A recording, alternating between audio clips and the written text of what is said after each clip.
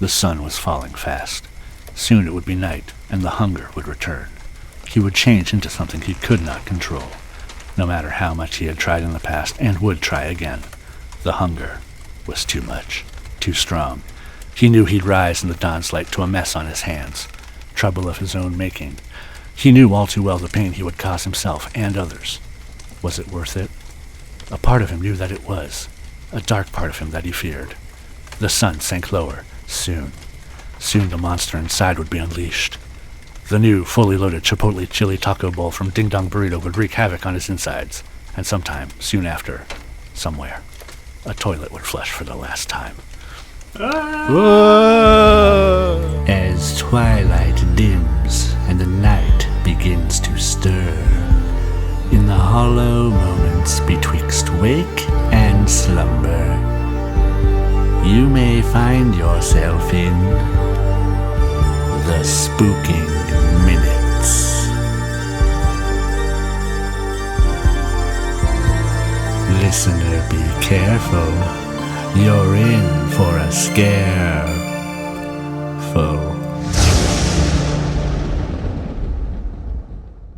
I had a suspicion I knew where this one was headed. What? Come on.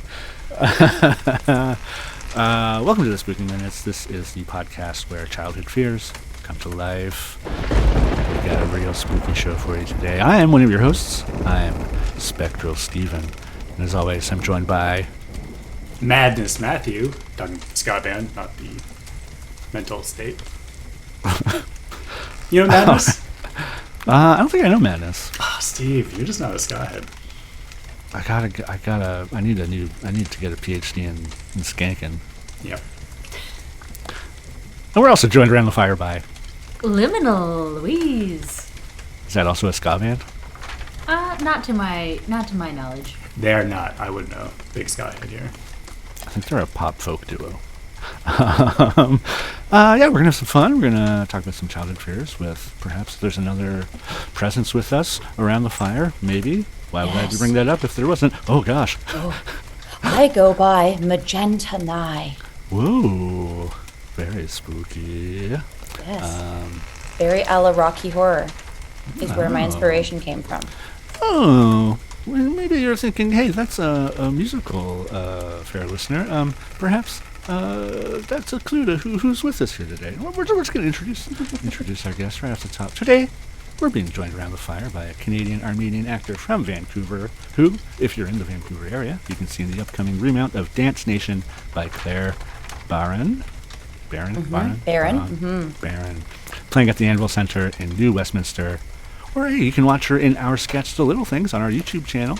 It's Nyiri Karakas. Hi. Hello. Spooky, spooky. Yes. Look at this crackling fire. And, the owls are out tonight. Oh, they are. The cats, the owls. The ghouls. We're gonna kick into some fun stuff. We're gonna talk with Nyiri. Before we do that, we have a spooky little question we're gonna talk about off the top. If you could transform or transfigurate, fancy, into an animal, what animal would it be? Nyiri, let's go to you first. I would transfigurate into a cat because I'm a huge Potterhead, and it's the first thing that came to my mind. McGonagall, obviously, transfigures into a cat. And cats are mobile, and they're very cute, and I like little black cats. So that's definitely what I would transfigure into. Do you think you'd eat a rat? Yeah, to kill. Like Peter Pettigrew? That's a reference, right? Yeah, it is, actually. He was I know a some very... stuff. Yeah, you do. He was a very evil rat. Who lived with a small boy for many years, if I'm remembering correctly. He did. Yeah. He's Ron's pet. Very weird. Yeah, I'd definitely like to take him out. Yeah. For a night on the town. Yeah. Matt, Louise, what do you guys think? What would you turn into? So, bear with me here, but I'd be a small bug. Maybe a cockroach. Bear with me here, though. Bear with me. Okay. So, I think it'd be really cool. Lately, I've wanted to rob banks and be a heist guy, like Ocean's 11, cool heist guy. And what better way to rob banks than being a tiny bug you could just kind of like flit into under doors, get into that vault really easily, transfer it to my normal self, grab the money, and escape. Neat, right? Cool, right? Yeah. Yeah, that's cool. Well Like you've thought just out. like you've just been thinking about robbing banks lately. Don't you guys? Just that's Yeah, no. the state of our economy. Oh boy. I just thought after seeing Ocean's 11 that everybody be constantly thinking, how can I do this? I bet there was a lot of people just like, I know some guys. I know 10 people. I can make a team. Louise, you got an animal you would turn into? In the theme of like magical kind of forest creaturey things a la Harry Potter, I thought first about like a fox because I think they're kind of like the size of a dog that you could take hiking. But I'd also just like live in the forest, and I'd finally have my dream of like having red hair. Oh. Moving to the woods. Good idea. Yeah. Get away Yeah. from everything. Yeah, you kind of like get a burrow and you can like hang out with like I was gonna say rabbits and then I was like, oh wait a second, maybe not. The bears. Yeah, Bears. I could be a bear's friend. Yeah. Funny we mentioned bears. That's what I would turn into. Oh. Big ass grizzly bear. Ooh. Yeah. Or my other thought was like a great horned owl. I think it'd be interesting to fly. Also kind of spooky, fun. Now, Steve, as a bear, would you finally eat fish? I know you're an anti-fish guy. Ooh. Well, that's a good. I mean, I'd probably still be like a bear and go through dumpsters looking for Okay. calorie-rich human food. Yeah. Still looking for Twinkies. It's chicken nuggets or nothing. Yeah. Yeah. I find a McDonald's. I'm going bear mode. I'm going into I guess, yeah, you're thinking about breaking into banks. I'm thinking about breaking into the McDonald's freezer for chicken nuggets. What's the other Potter thing where you choose an animal? It's like a light thing. Oh, you're a Patronus. Patronus. You don't choose Yeah. that, though, Stephen. Oh. Yeah, you don't. Your Patronus is just inherent to who you are as a person and to your Interesting. spirit and soul. Weirdly, Matt's is still a cockroach. Still a cockroach. It just slowly emerges and very, very slowly kicks the Dementors. No, thank you so much for joining us. Of course. For being Happy here. to be here. Yeah. We talked a little bit. Were you a fan of spooky things growing up? Did you consider Harry Potter spooky? That was maybe a little I bit would. spooky here and there, but A little bit spooky. I would consider. I mean, honestly, I would get really, really scared because I'm a very sensitive person. So I really was not the person who sought out the scary stuff because it would affect me so much. But I remember one of the first. I mean, to me, Rocky Horror Picture Show is very spooky because it's not just spooky on like a. And that was one of the first. I was in grade 5 or something like that, and I watched it with a bunch of friends, and it's like a very sexual musical, Yeah, and absolutely. we were all super into it, and yeah, I remember just loving it. That was one of the first. I consider that spooky, and it's an amazing musical, and that was one of my first.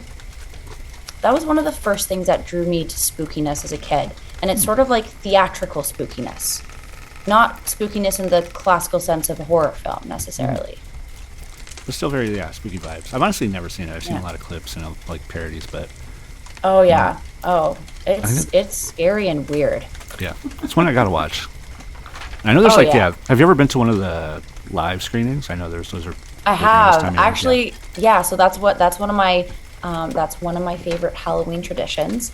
I started doing that in London, Ontario, where I used to live. I started attending screenings there. I went to a live version of the musical where we had to dress up. I dressed up as Janet.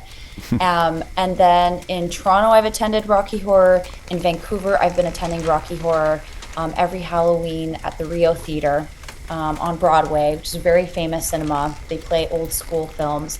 I've been attending every year, and every year I get dressed up and I participate in the sing-alongs. And there's all these like, it's a cult classic, so there's all these like call and response things. We throw newspapers, we like throw rice, and like it's a very dirty evening. But yeah, it's actually, so that's probably been one of the most consistent spooky parts of my life. Nice. It's good to have those traditions. Any other Halloween Yeah. traditions? Anything like as a kid, did you like to dress up and like trick or treat, or was that something? I love trick or treating. Yeah. Oh my god, I love Halloween, and It's the now best. it is the best. And I love also getting dressed up now and opening the door for the kids who are trick or treating. And I've dressed up as witches. I've mostly done witches, and I open the door. And I actually kind of get scared because they're so judgmental. That's the scariest thing about, like, yeah. Like, the little kids are cute It with the costumes, truly but then a is. teen will show up, and you're like, oh, no. Oh, absolutely. No, but the young ones now, they're just like judging your costume, and it's kind of scary. They're like, oh, dear Lord, do they think I'm a loser? I thought I was connecting with my niece recently, because I asked her what she was going for Halloween. I said, are you going as, like, one of the K-pop demon hunters? And she was like, that was kind of cringe. And I was like, oh, no. Oh, no. All the people my age that have watched that are like, this is actually really cool and really fun. And then my, like, Yeah. 11-year-old niece was like, no, that's cringe, Uncle Steve. And I was like, oh, no. Yeah. A lot of what we do is cringe now, unfortunately. Is there anything more devastating than being called cringe? Like, By- what would you rather be called, like, hideous or old or smelly or cringe? For me, cringe is the worst. Cringe is bad. Yeah, it's bad. I'm just bad. People used to say you were basic, and now Yeah. there's cringe. But Oh, basic. I haven't been basic in Yeah. a long time. Basic was a Yeah. real insult. yeah, I don't know. I don't want to worry about being cringe. If you're worried about being cringe, you're You're probably cringe? one of these people who are wearing crew socks now. I don't. I'm all about the no-show myself. I I heard about that. I still wear my ankle socks. Oh, Oh, no, did you just cringe? Oh, no. I did. I had Oh, a no. visceral reaction. But I think, honestly, if you're just yourself, you're just naturally cringe. Anyone who's themselves is just naturally a level of cringe. Be cringe, everybody. Yeah, be cringe. This Halloween, be cringe. Oh, Yeah. cringe. Yeah, see where your cringe takes you. Go on a cringe binge. Yeah. Okay, you're a little Nyiri. What's your biggest fear as a child? What was going to be As a showing child. up to young Nyiri? I think it would be everyone laughing at me, mocking me, excluding me, making fun of me, and just being very, very much excluded was probably, I did struggle with that as a kid, and I was not very popular as like a elementary schooler, and probably like for most of high school as well. And I always struggled with wanting to fit in, which I see as like it's just made me who I am, and I'm so grateful for that looking back. But yeah, I was definitely scared of. I was very, very afraid of, and it was happening anyways. So maybe Yeah. I shouldn't have been scared of it. Gotta accept that cringe, like we said. Gotta accept the cringe, man. I wish I knew that back then. I think anyone who was really popular in elementary school didn't Yeah. turn out all right. And I think it's a bad sign if you're popular in like grade 3 or 4. If you're really popular, I don't know about you. You know Thoughts? what? I do have some anecdotal evidence to support that. Mhm, I feel yeah. like if you peak too early, you don't have anything to move forward to. Yeah. Yeah.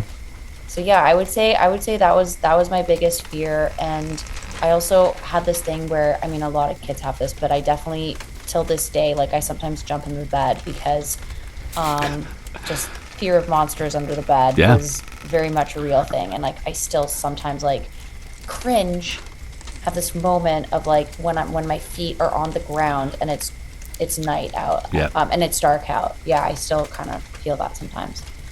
We talked with another guest about the same thing. That was, yeah. You also mentioned in our pre-show form your grandmother's basement? Yes. Someplace scary? Oh my god. Oh. Terrifying. Basements? It was dark. Was it a creepy Basements was- basement? It was a creepy basement. It was dark. It had a furnace room, which made loud noises. And my gigantic older second cousin would hide in the basement and would make these like sounds like a growling bear. And he would like literally crawl around on all fours. And we would have a game of like going down there, and he would like emerge from one of the rooms. It was the scariest shit of my entire life. And to this day, I do not like going there when it's dark. I am still scared of the furnace room. It still makes weird noises.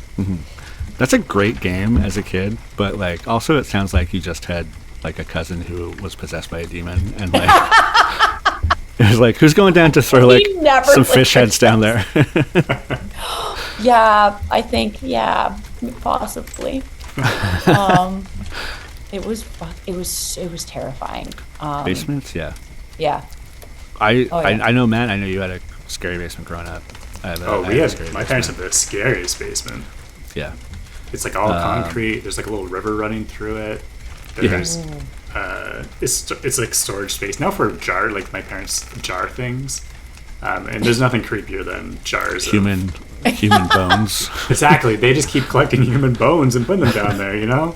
Oh That's my yeah, parents, like though. Marilyn Manson style. Yeah. I feel like he does that. Probably. Probably. I don't know. I used to have like nightmares about basements. My basement is like specifically where I would go down there and then find like another little room that would be like creepier, going down like into more basement, which was just like creepier, and usually it would be like a kind of claustrophobic spot after I like crawl through, but basements stick with you, especially as a kid. I don't know. It was very creepy. We also had like, for some reason, my parents' house, it was my grandpa's house before, built in like the early 1910s or 20s. So like for some reason, the switch to turn on the Christmas lights, which were plugged in outside, was down in the basement, and it was almost like I would have done any other chore other than like go into the basement to turn on the Christmas lights. It was like one of those things. And even now, like my parents will be like, "Yeah, we didn't turn the Christmas lights off because it was like 11 o'clock. I fell asleep. I wasn't going down there." It's like, okay. No one feels like going to the basement. Yeah. If even your parents are scared of your basement, don't go in the basement. We mentioned you're an actor. Do you prefer the I'm term an actor. actor? Yeah. I prefer actor just because I don't mind actress, but actress it feels very aged a little bit, and I don't mind being compared to a showgirl, but it kind of reminds me of that, kind of vibe, and yeah. Any stage fright? Is that something you still experience, or is that something you've ever experienced? Have you always been comfortable on stage, or is that I'm something you comfortable had to once. kind of push through? Yeah. I'm comfortable once I get on stage, but I have had debilitating stage fright on some shows that I've been on. Shows that I was on a show about, some of the themes were mental illness and institutionalization. It was actually an Irish play by Enda Walsh called Medicine, and I would have debilitating, crippling stage fright every time before I would get on stage, and it got to the point where I had to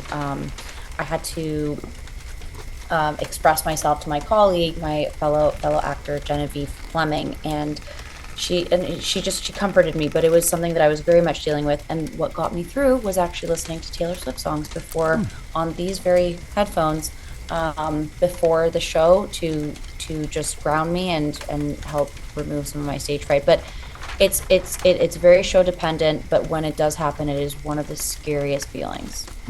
It is. I mean, too. It's one of those things you're opening up yourself, I think, a lot of times as well, and Yep. being free like that. But Absolutely. And sometimes the smaller the audience, the scarier it is. The closer the audience, the more you can see them, the scarier it is. The bigger space that you have, and if they're totally blacked out, I sometimes will have absolutely no fear whatsoever. Does it matter if you know people in the audience? Like if your friends and family are there, does that make it scarier or less scary? It makes it more scary, which is Okay. why I've developed, all actors have routines. I feel like all artists have these little routines, pre-show things, rituals that we like to do. And one of mine is I always tell my colleagues, like, please, if you know someone in the audience, please don't tell me that they're there. But I am getting a little bit better at it because sometimes you just see them. And sometimes you're just like, oh, I helped my friend get the ticket. I know in the back of my mind that she is here tonight. But yeah, for me, it makes it a bit scarier. you just gotta be like, I've never met you before in my life. Who are you? Who are you? I don't know who you are. But other times it can also give you energy and encouragement, especially when you're kind of into a run and you're like, okay, knowing that someone's here that I know is going to give me a bit of like, I'm going to do the show for them. And that's, as an actor, I've sort of started developing more from the fear into like excitement about people I know being there. But typically it's been fear. Yeah. I think, too, if you're, like, nervous before a show or... I think helps. I mean, it shows that I think if I wasn't nervous, I think I would be like, I don't care about the show and I don't care about Exactly. which is, if you didn't feel anything, it'd be like, okay, you should not feel nothing. Yeah. I feel nothing most days, and I know that's not great. Steven, that's not good. Is he joking? Yeah, I think he's joking, everyone. Don't worry. It's fine. Yeah, don't worry. Have you ever had anything spooky happen on stage or anything? I guess other things on stage that can be scary too. Like an actor is just like, I know I fucked up before where I jumped so many lines. And I jumped like 10 minutes of like I jumped so far forward because there was 2 lines that were very similar. Yeah. And we were like, how do we go back? How do we go back? Because I like an entire character's introduction just got like erased because I went too far forward. And I was like, oh no. Oh yeah. It's So, I mean, terrifying. Anything like that or other spooky? I mean, Yes, I traditionally actually spooky? have the perfect story. So Macbeth is the most spookiest Shakespeare play, and when I was studying out damn spot. Yes, out damn spot. I was talking to a dog. Oh yeah. Oh my god. When I was going to theatre school in London, UK. We had a residency at Shakespeare's Globe, and I was in a production of Macbeth, and I was playing one of the witches. And in some of the scenes, the role of Macbeth was shared, and we're not in a theater, so I can say the name freely. But Are you superstitious like that? I am. With I am Yeah? superstitious like that. I do not know one. I said I quoted lines from Macbeth once while I was in a theater, and the director made me. You're supposed to. This is theater tradition, and it's a ritual. She made me go outside. I had to spin. I had to say the F word. I had to spin 3 times, and I had to spit, and I had to come back to the theater, and then it was like the curse would remove. But yeah, so I was in Shakespeare's Globe. I was playing Macbeth in some scenes and second witch. And in one of the scenes where I was second witch, the actor playing Macbeth, my friend Vincent, he was on this like kind of wood, like plank of wood, and he leaned a bit too far onto this plank, and he literally the plank started tipping off the stage. And I have never been frozen like that on stage in my entire life. We thought he was gonna like fall down into the pit and like the entire thing was gonna stop. I was terrified. And thank God Vincent is like, he's like a parkour guy. He's cool. the only guy who could have prevented the plank from like tipping over into the crowd and like causing a major disturbance and him potentially being severely injured. Yeah. And I literally saw him. It was like a teeter-totter. It was like almost gonna go, and it's going and it's going and it's going, and he fucking saves the day. I don't remember how. And the thing balanced, and it was like my witch breathed a sigh of relief. But that is probably one of the most terrifying experiences. It wasn't happening to me personally, but even when things happen to Just other witnessing people, that, yeah. just witnessing it is like pure terror. I mean, I think that you got to do like parkour Shakespeare now. Oh yeah, parkour. Yeah. Can you imagine? Romeo just like jumping up onto that balcony, like no problem. Oh yeah. We're going to play a little game. Okay. You've mentioned Taylor Swift. You've made a couple references. Last Showgirl? Diary. What's the newest album? The Life of a Showgirl. Life of a Showgirl. Yeah. Just came out. Yeah. We're going to play a fun game we play called Scary Yuck Thrill. It's kind of a play on Marry, Fuck, Kill, but it's Scary Yuck Thrill because it's spooky. So we're going to do a fun version here. Instead of some monsters, we're going to... It's open to any of Taylor Swift's kind of boyfriends, past or present. Ooh. Okay. And, Past or present. yeah. So Or future. Ooh. No future. No future, right? She just got engaged, Matt. It's okay. I'm sorry. It's all right. It's a love story, Matt. Exactly. Where have you been? Yes. Yeah. I'll just excuse myself. I'm sorry. You're banned. Yeah. Yeah, you're banned. You're canceled. But it's okay. She likes her friends canceled. That's one of the lyrics off the new album. So. I know. I listened to it today. Oh, that is Yeah. a good song. That I is a came spooky prepared. song. Yeah, you did. Yeah, that is a spooky song, actually. Hey, Matt, what's your favorite song off the album?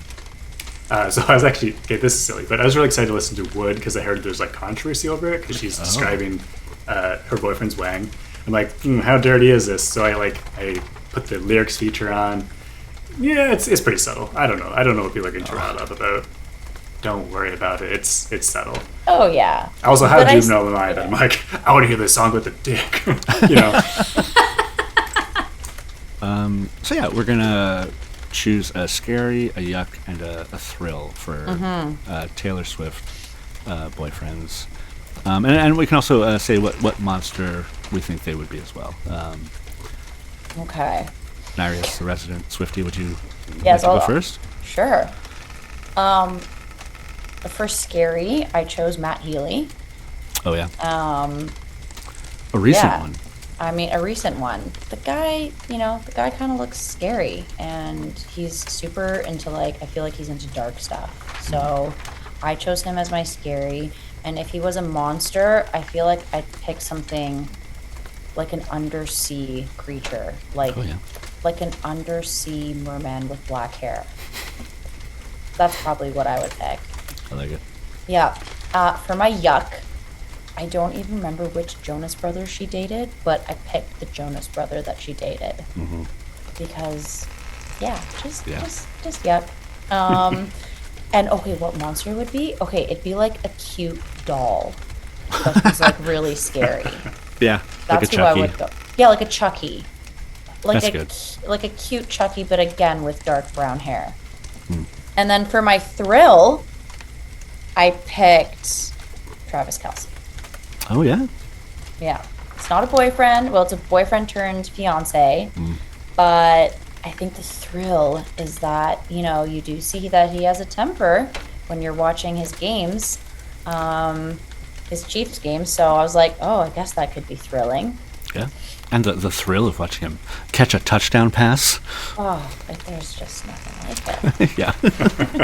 And in terms of the monster that he would be, okay, I wrote Frankenfurter from Rocky Horror Picture Show, who's literally like drag because I don't know, I can see it. I can see him with like the tight pearl necklace and like a guitar strap and like a guitar strapped to his body and like fishnets and heels and platform heels.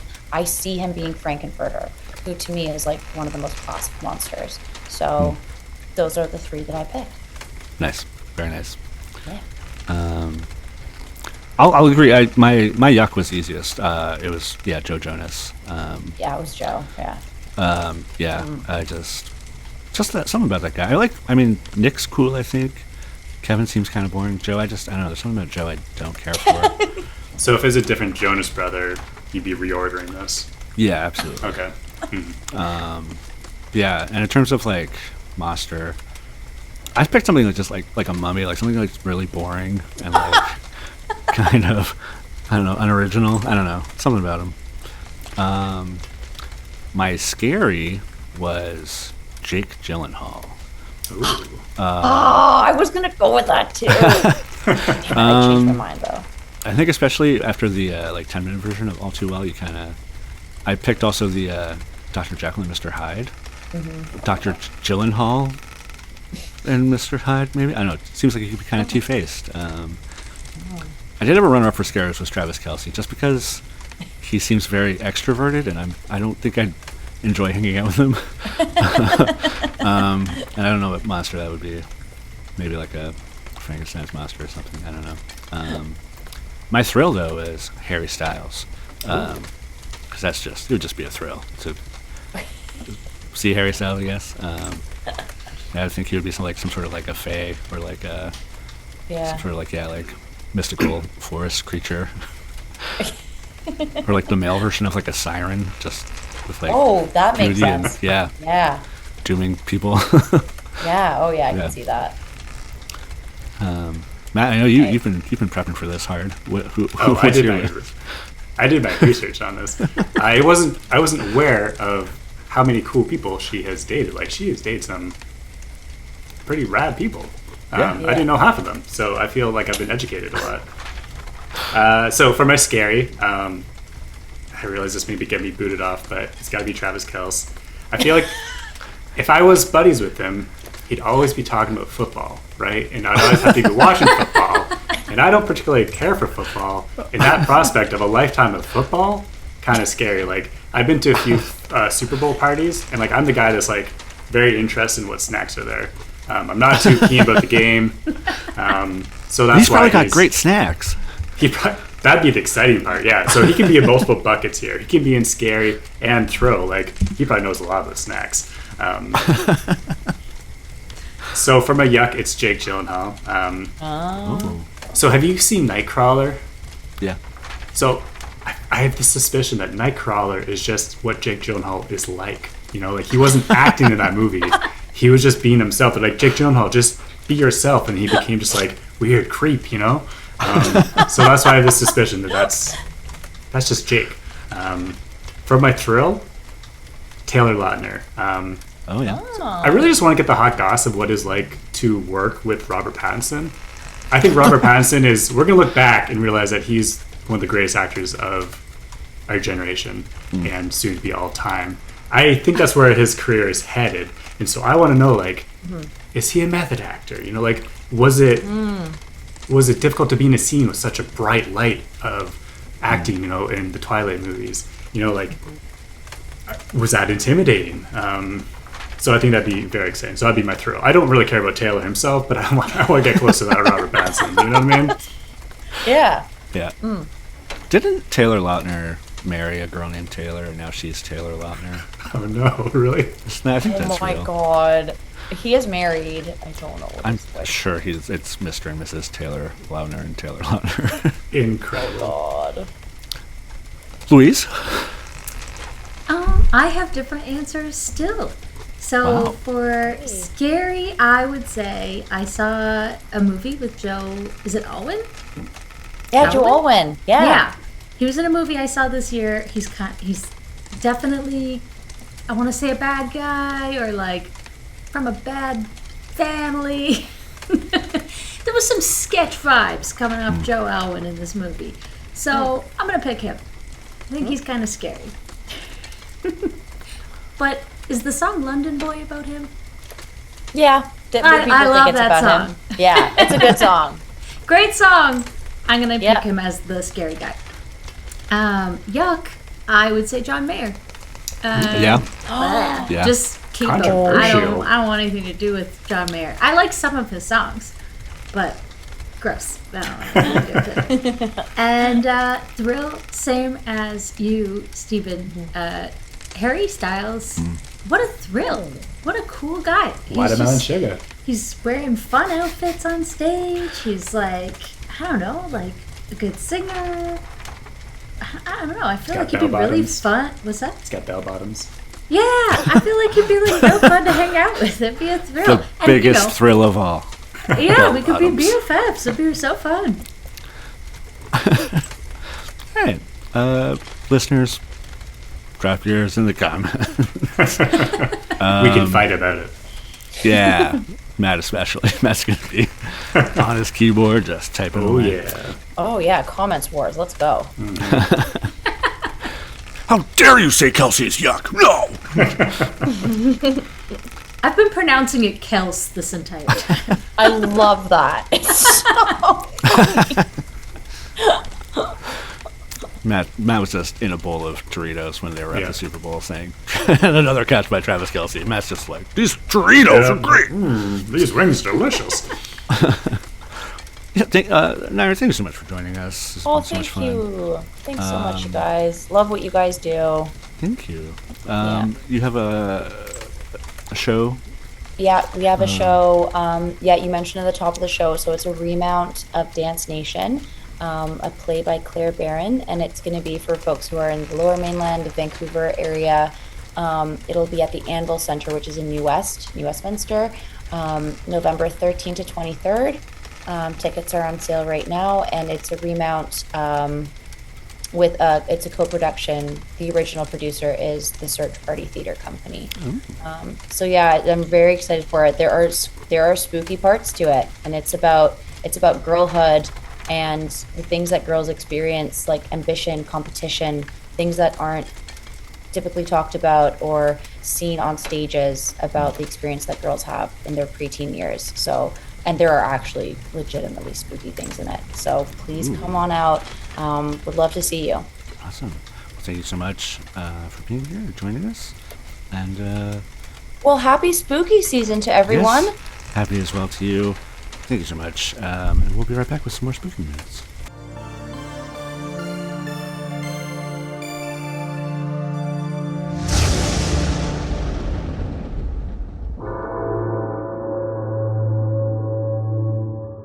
Greetings, spook fans. I am star of stage and screen and former cape and cloak model Victor Lacoste.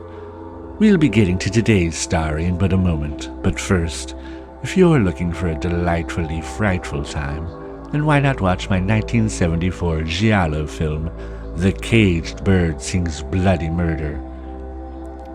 A killer is on the loose, and the birds know who did it. Can a disgraced former bird scientist get them to confess? Or will the killer clip their wings first? And now here's a word from today's sponsor.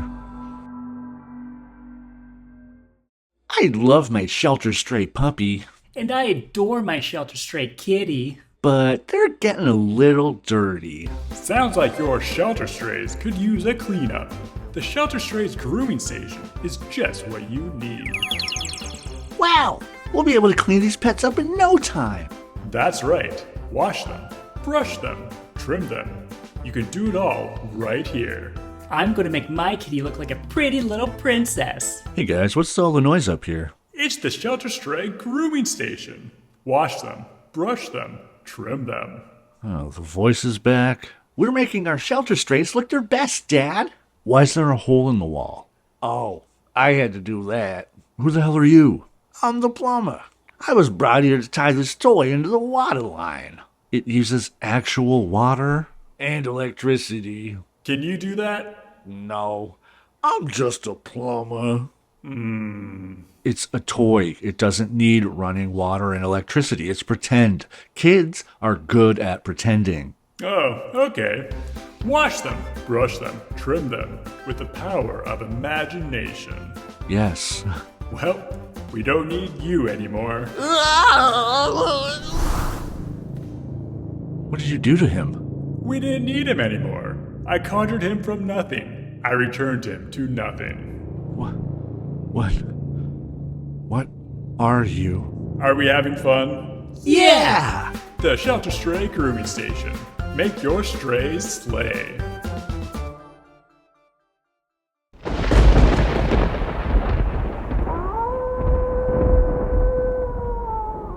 It's showtime!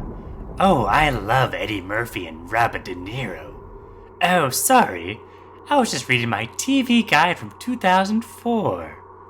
Who am I, you ask? Well, this week the catacomb custodian lost his voice, so in his place it is I, his first cousin once removed, the mausoleum manicurist. But you can call me Randall. Now, where were we? Ah, yes, the theater, where words hold power. Some words hold more power than others, and speaking them out loud could mean it's curtains for you. Today's tale involves a theater troupe that might become theater goop if they say the title of a cursed play. They'd better not go off script, or else they'll exit stage fright.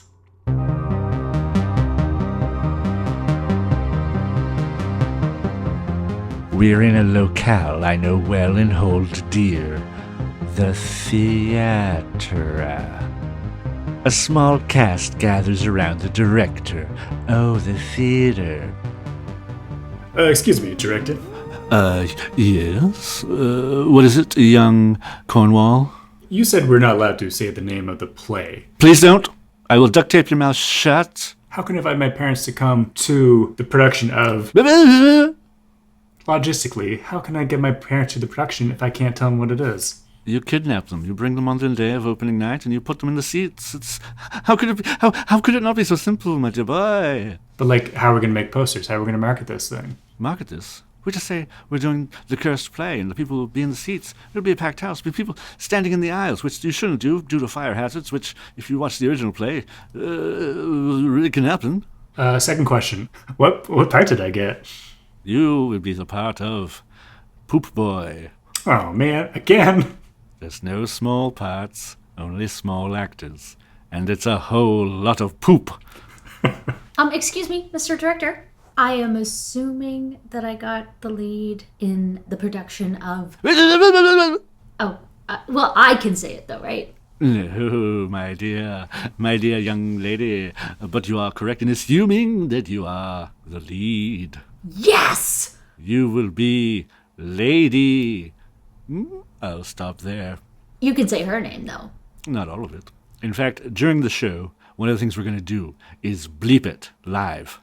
Do you want us not to say our characters' names? Don't you fucking dare. I'd actually prefer if people didn't call me Poop Boy, so can we bleep that part too? No, it's the most important part. Excuse me, I thought the lead was the most important part. You have much to learn, young actress.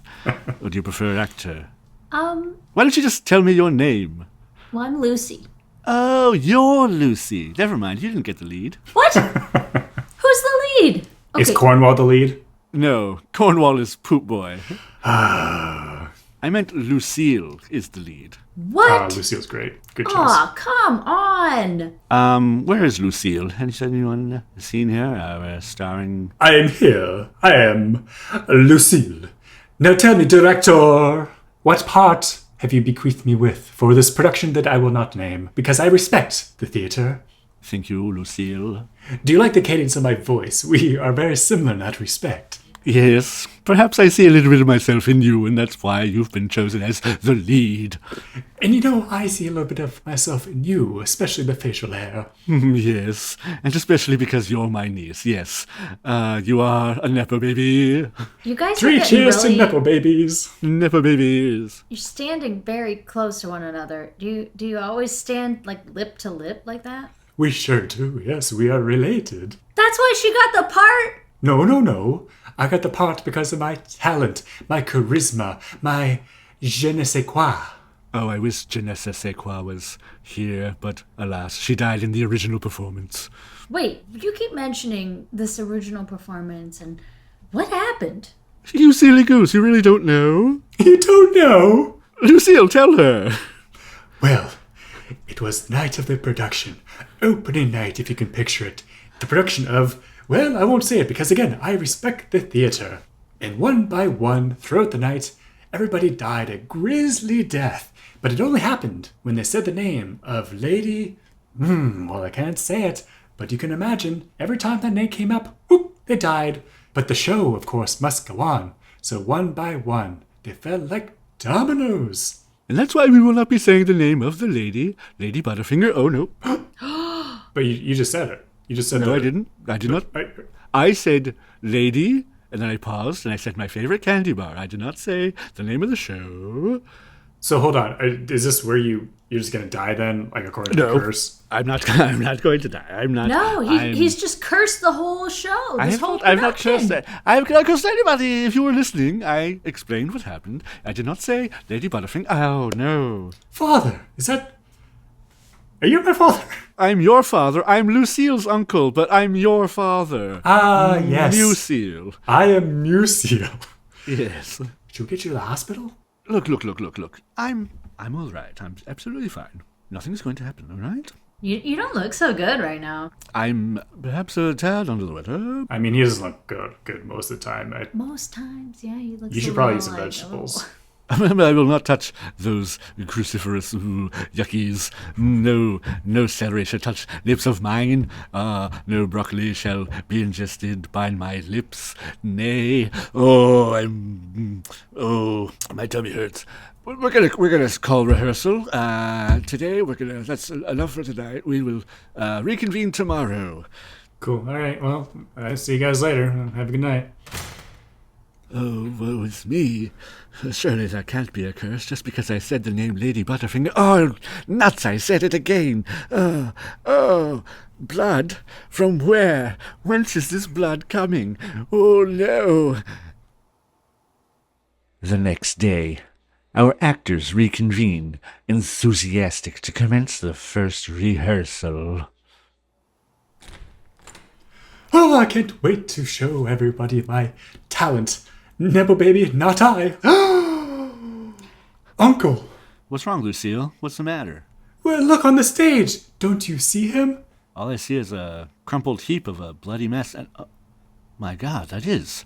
No, that's him, all right. Oh my God. I'm gonna go prod him with my foot. Here, I've got a stick. Hey, can I have that stick? Yeah, here. Stop poking him. Can I have it back? Yeah, give it back. Yeah, he's definitely dead. Lucy, take a poke. It's fun. No, oh my God. This is so bad. Lucille, are you okay? This is like your relative. Give me that stick. Here you go.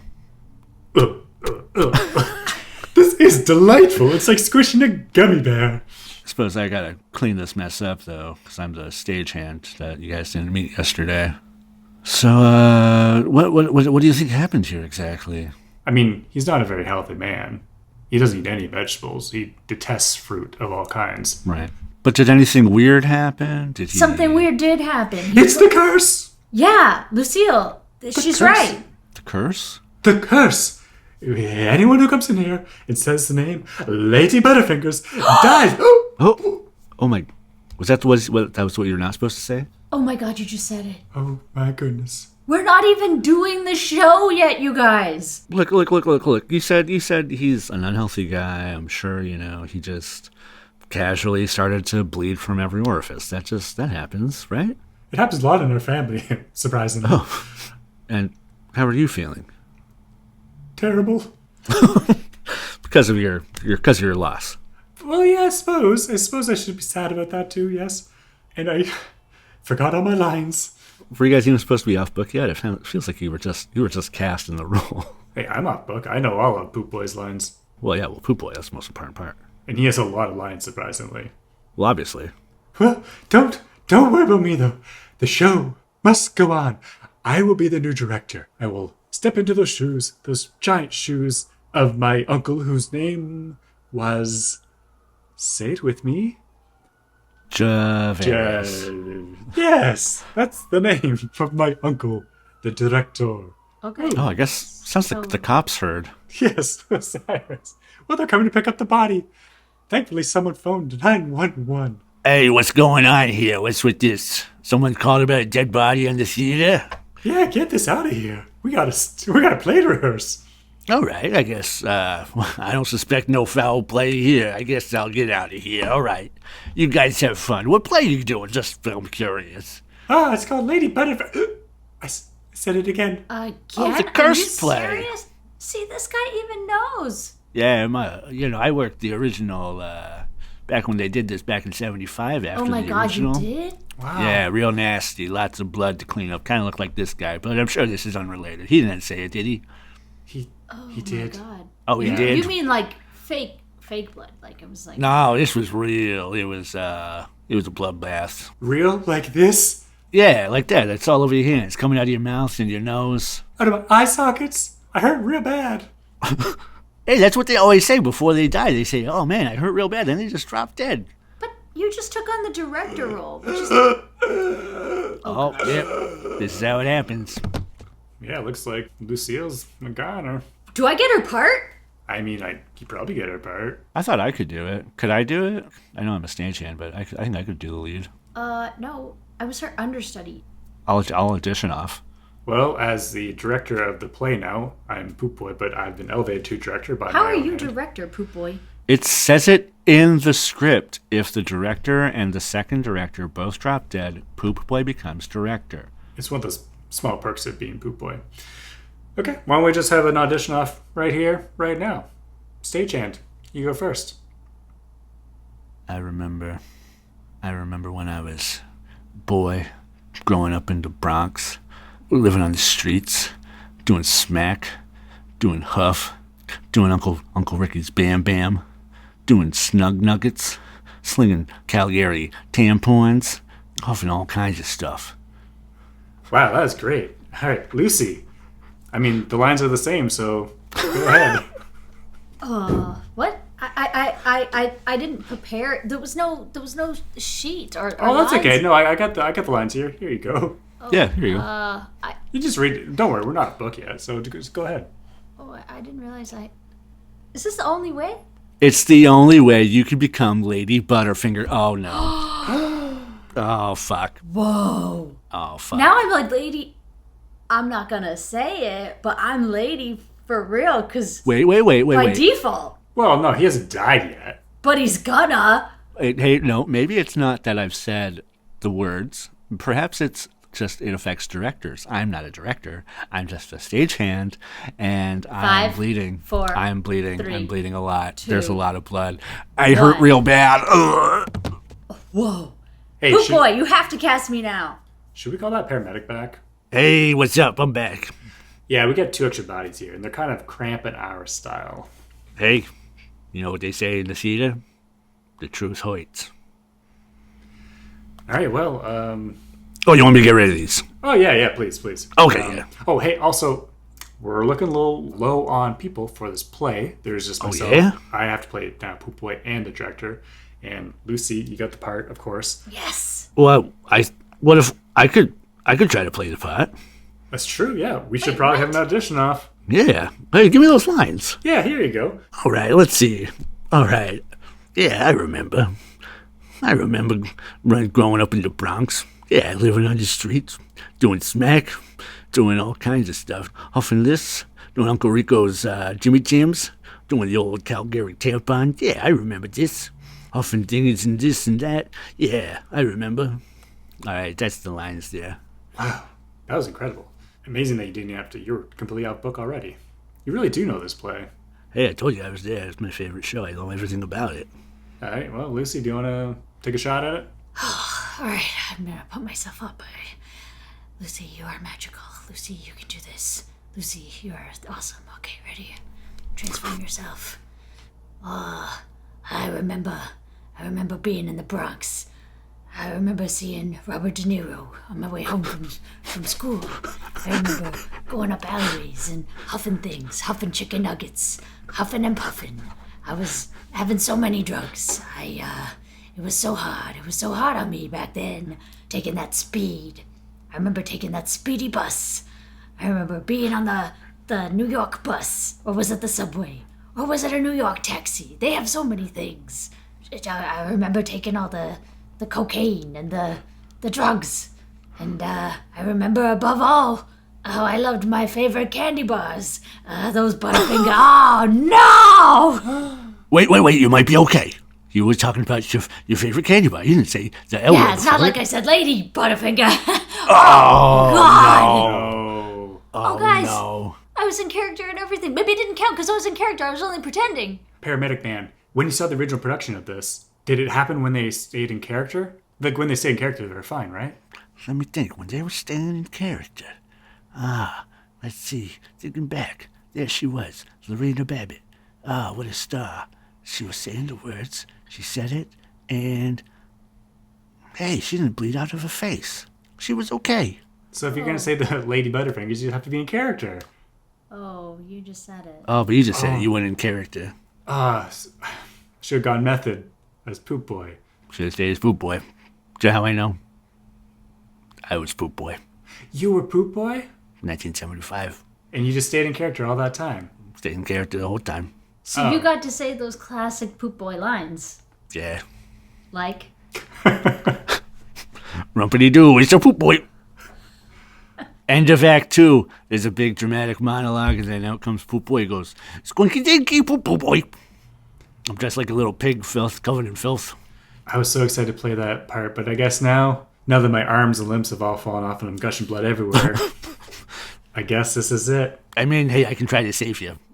That show traumatized me in ways, and that's why I chose to become a paramedic. Yeah, please. I'd love to stay alive. All right, I'm trying.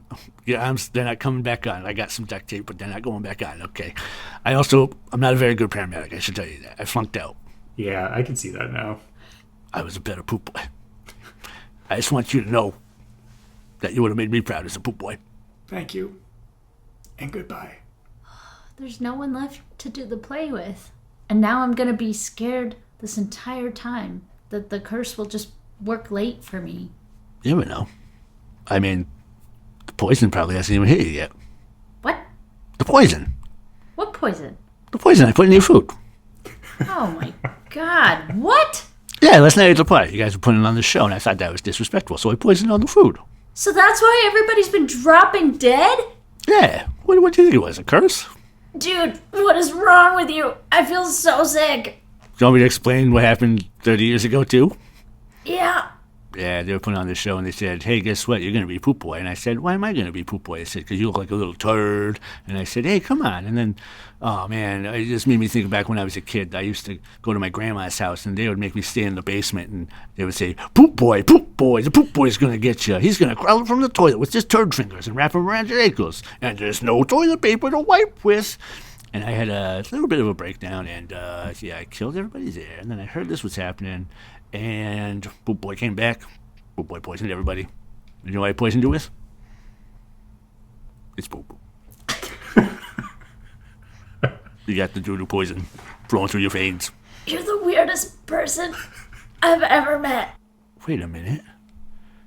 You didn't eat the cupcake. You were hiding it. You're just playing me. You got me to confess. You're not an undercover cop, are you? I'm absolutely an undercover cop. I just got that whole confession. Oh, no, you tricked me. Poop Boy, you're coming with me. What? Nobody ate the cupcakes. This was all just an elaborate sting? Yeah, we knew this was gonna happen. Yes, we all knew those were blood capsules. It was all fake blood. We've got him. We got the Poop Boy murderer. Except for Lucille. She really died. Yeah, she's dead. She's cooked. She went to town on those poopy cupcakes. We told her not to. We tried. She scarfed them. She scarfed those poopy cupcakes down. This is the best production the NYPD have ever done. Trapped, foiled once again by the NYPD players. Let's just say that's curtains.